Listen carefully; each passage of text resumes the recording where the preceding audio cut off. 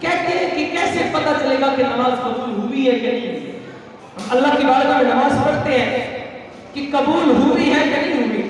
اس کی مفسرین کرام فرماتے ہیں جب ایک نماز آپ پڑھ لیں پھر دوسری کا انتظار آپ کے دل میں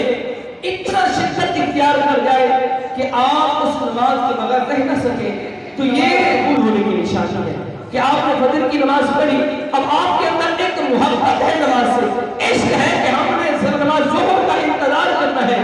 آپ اسی انتظار میں ہیں، پھر آپ نے ظہر کا ٹائم آیا نماز ادا کی، پھر ظہر سے عصر تک کا آپ نے انتظار کیا، پھر عصر سے مغرب تک کا آپ نے انتظار کیا، پھر مغرب سے عشاء تک کا انتظار کیا۔ یہ جو انتظار کرنا ہے ایک نماز سے دوسری نماز تک کا، تو یہ دراصل ایک نشانی ہے کہ ہماری نمازیں اللہ کی بارگاہ میں مقبول ہو رہی ہیں۔